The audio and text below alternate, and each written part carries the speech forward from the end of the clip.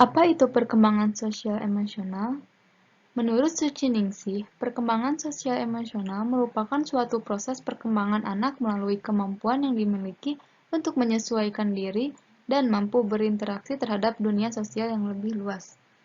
Artinya, perkembangan sosial emosional ini adalah sebuah proses di mana anak bisa memahami dan mengolah emosi untuk mencapai kepribadian anak yang dibangun oleh lingkungannya dan diberikan juga untuk lingkungannya.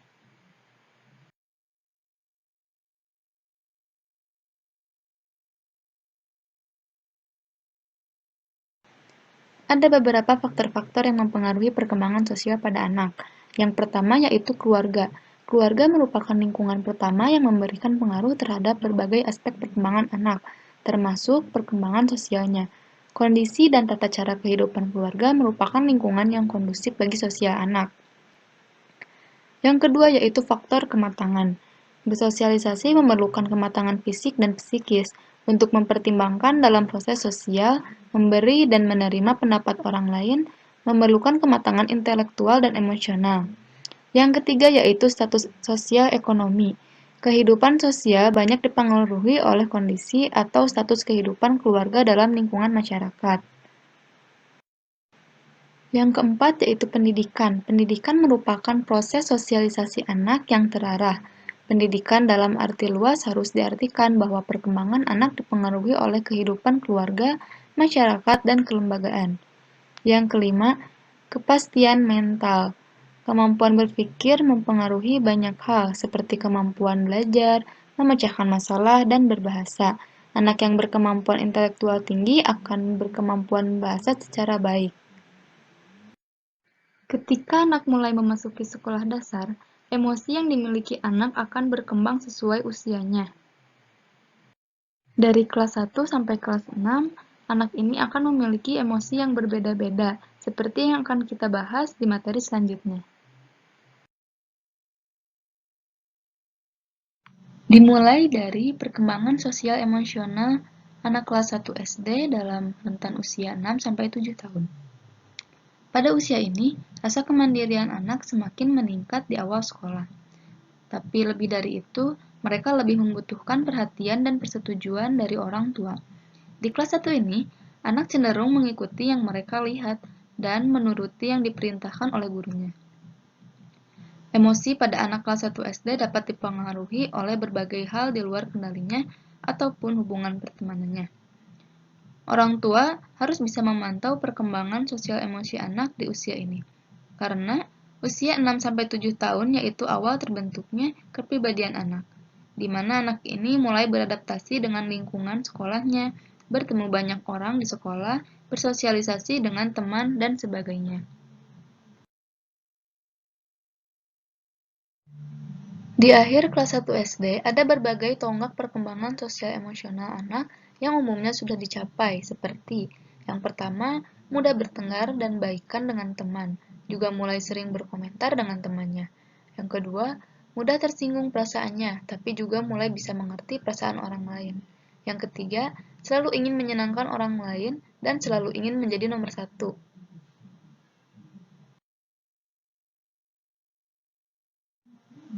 Yang keempat, bisa membedakan salah dan benar, dan mulai mencari celah dalam aturan supaya bisa mendapatkan keinginannya. Yang kelima, tumbuh kesadaran akan pandangan orang lain terhadap dirinya.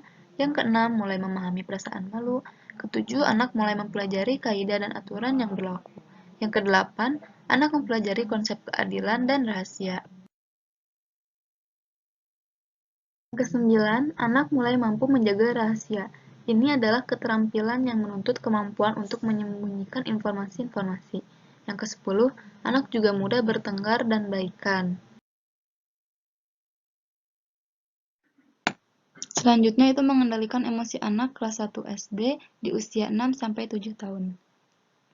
Di usia ini, anak sudah mulai mengenal emosi. Seperti yang telah saya katakan, bahwa mereka bisa terpengaruhi oleh berbagai hal seperti lingkungan, media, dan yang lainnya. Caranya mengatasi masalahnya di usia ini akan berdampak hingga dewasa nanti. Maka ada beberapa cara agar anak bisa terkendalikan emosinya. Seperti yang pertama, Biarkan anak gagal dan atasi kecewanya sendiri. Ini akan membuat anak menjadi lebih mandiri, tetapi perlu adanya juga pendamping dan nasihat dari orang tua yang menjadikan anak menjadi pribadi yang lebih baik. Yang kedua yaitu mengajarkan problem solving atau menemukan cara untuk memutuskan masalahnya dengan baik.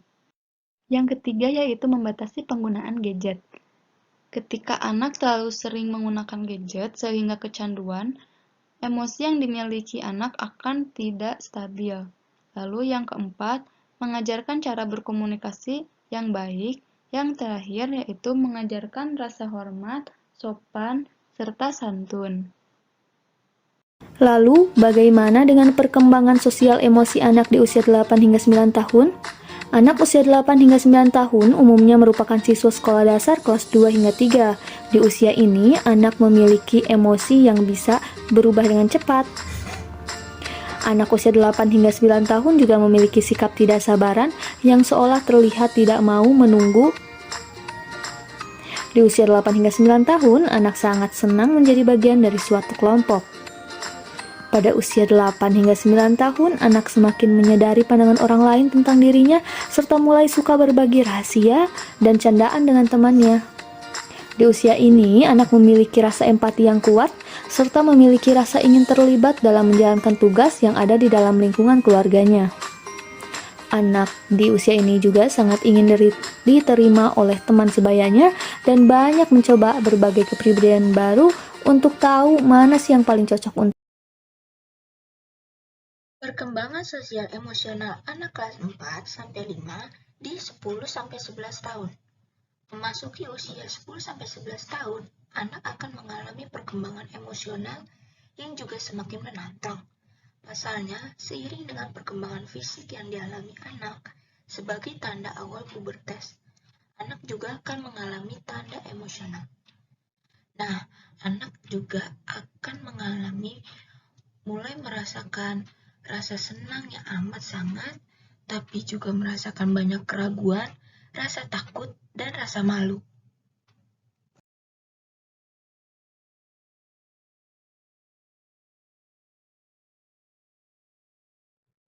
Anak usia 10 tahun biasanya mengalami perubahan emosional, yaitu berupa mengagumi apa yang dilakukan oleh orang dewasa dan menirunya. Lalu, mempertanyakan apapun aturan yang diberlakukan untuknya. Yang ketiga, menerima prinsip yang dimiliki oleh orang tua atau yang berlaku di dalam keluarganya. Yang keempat, mengontrol perasaan yang dimiliki, baik amarah maupun rasa sedih. Perkembangan sosial emosional lain yang ditunjukkan anak di akhir kelas 5 SD. Yang pertama, lebih bisa mengendalikan emosi, tapi masih sering mengalami mood swing dan rasa tidak percaya diri. Yang kedua, mulai pandai mengatasi konflik dan bernegosiasi. Yang ketiga, mulai mengatasi sejauh mana mereka bisa mengubah batasan dan aturan yang sudah ada. Yang keempat, mulai banyak mengalami keputusan untuk dirinya sendiri. Yang kelima, memiliki hubungan pertemanan yang lebih kompleks dan kuat. Yang keenam, lebih banyak aktif di kegiatan dengan teman ketimbang keluarganya. Yang ketujuh, anak dapat mengontrol emosi negatif seperti takut dan sedih. 8. Anak belajar apa yang membuat dirinya sedih, marah, atau takut sehingga belajar beradaptasi agar emosi tersebut dapat dikontrol. 9. Anak mampu menyembunyikan dan mengungkapkan emosinya serta mampu merespon emosi dari orang lain. Yang ke-10, anak mampu mengetahui apa saja yang membuat dirinya merasa sedih, takut, dan marah sehingga anak mampu beradaptasi dengan emosinya dan lingkungannya. Baik, kita lanjutkan pada materi mengenai perkembangan sosial emosional anak kelas 6 SD atau anak berusia 12 tahun. Soeharto dan Hartono mengatakan bahwa emosi merupakan gejala perasaan yang disertai dengan perubahan atau perilaku fisik.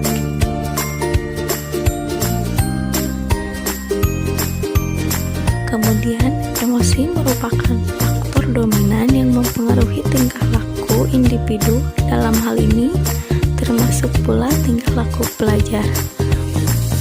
Emosi positif akan mempengaruhi individu untuk mengkonsentrasikan dirinya terhadap aktivitas belajar, dan sebaliknya, jika emosinya negatif, maka proses belajarnya akan menghadapi hambatan. Di tahun terakhir pembelajaran di sekolah dasar ini, bisa dibilang siswa kelas 6 ini sudah menginjak pada masa transisi menjadi seorang remaja. Kemandiriannya semakin matang dan pengaruh seorang teman pun akan semakin kuat, sehingga perlu untuk terus didampingi, diperhatikan, dan dipantau kondisi sosial emosionalnya. Berikut merupakan beberapa tonggak perkembangan yang ditunjukkan oleh anak kelas 6 SD.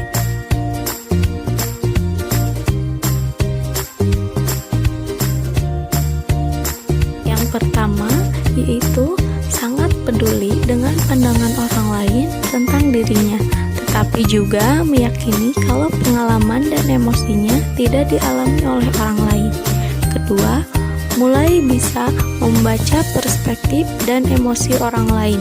Ketiga, mampu menentukan sudut pandang dalam melihat suatu masalah. Keempat, mulai bisa mengendalikan reaksinya terhadap suatu hal.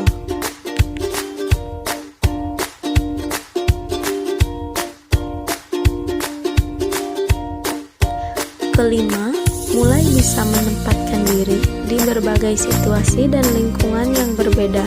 Keenam, anak mampu mengetahui tentang baik buruk, nilai dan norma yang berlaku di lingkungan masyarakat. Ketujuh, anak mampu menempatkan diri di berbagai situasi dan lingkungan yang dihadapi. 8. Pengertian anak tentang baik buruk, tentang norma-norma dan aturan, serta nilai-nilai yang berlaku di lingkungan menjadi bertambah dan juga lebih fleksibel, tidak sekaku saat usia kanak-kanak awal.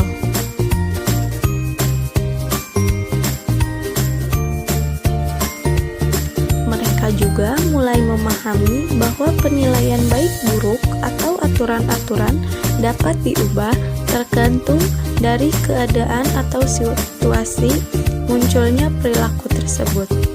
Nuansa emosi mereka juga kian semakin beragam.